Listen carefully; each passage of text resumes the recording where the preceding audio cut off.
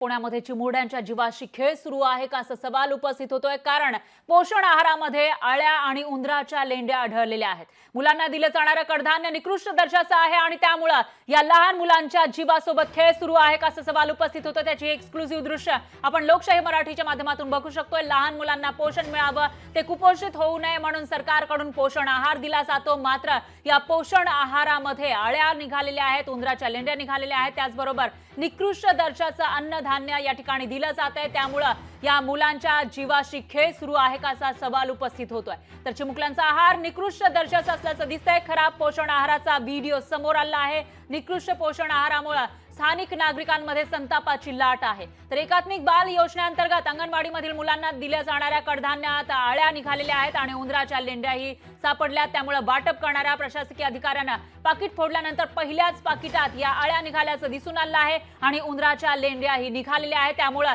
हे जे अन्नधान्य आहे, जे पोषणासाठी दिलं जातंय, ते किती फायदेशीर ठरेल असा सवाल या ठिकाणी उपस्थित होतोय आणि किती हेल्दी ठरेल असाही सवाल या ठिकाणी उपस्थित होतोय। तर लोकशाही मराठीच्या माध्यमातून आपण हे सगळं जे प्रकार आहेत तो बघू शकता।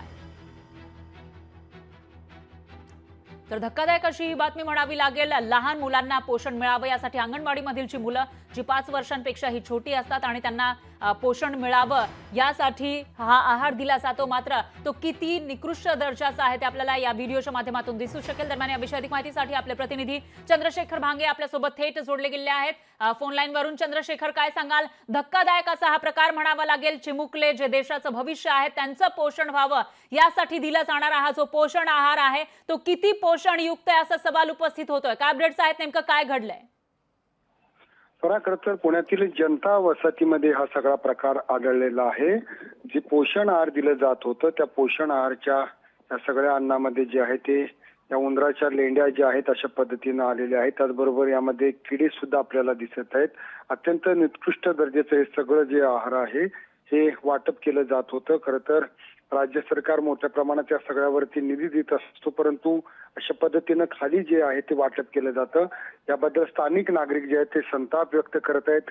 खरं तर यामध्ये जे कोण दोषी आहेत त्यांच्यावरती कठोर कारवाई करावी अशी मागणी सुद्धा या ठिकाणी करताना दिसत आहे।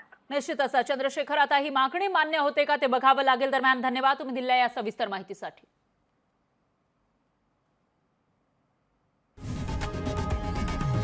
लोकशाही मराठी ऐका, पहा, जागरूक रहा।